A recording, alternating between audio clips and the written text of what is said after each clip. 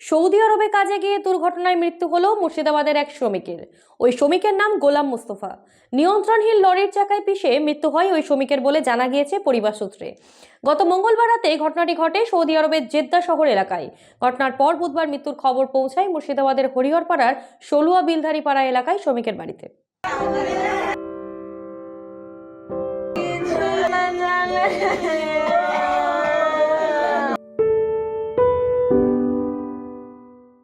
অন্যদিকে ভিনদেশের ওই শ্রমিকের মৃত্যুর পর আকাশ ভেঙে পড়েছে পরিবারের কর্তাদের মাথায়।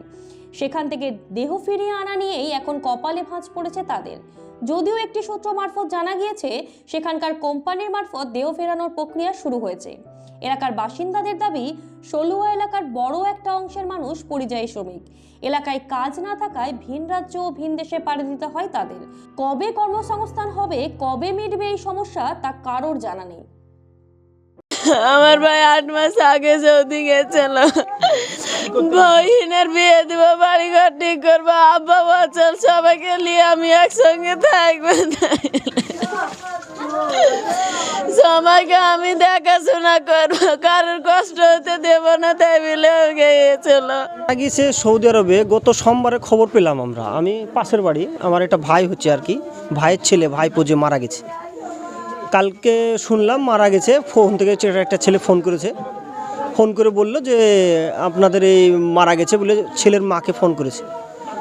ছেলের মা আমাদেরকে বললো, আমি আবার ওই ছেলেটার সঙ্গে কথা বললাম, মানে ওর সঙ্গে যে কাজ করতো, যে মারা গেছে গোলাম মুস্তফার সঙ্গে কাজ করতো, সেই ছেলেটা বললো যে এই ব্যাপার, এক গাড়ির সঙ্গে রোড অ্যাক্সিডেন্টে মারা গেছে। তারপরে আমাদেরকে বললো, আমি আবার ওকে বললাম যে দেখো একটু কিভাবে পাঠানো যায় সেই ব্যবস্থাটা করো। এই আসছে একটু এখন ওখানে যে ছেলেটা আছে ওদের সঙ্গে এক কলিগ ওর সঙ্গে কাজ করতো, ও বলছে যে দেখা যাক কী করে কোম্পানি। তবে আমরা এখান থেকে তো আমাদের কিছু করার নাই। আমি চাইবো, আমি বলছি কি সরকারের একটু সহযোগিতা করে, আমাদের সরকার জানে আমাদের এই ছেলেটা যেন ব্যবস্থা করে দেয়, আর যে কীভাবে আসবে। ওর বাবা মা বলতে চাইছে যে আমার ছেলেকে আনানো হোক।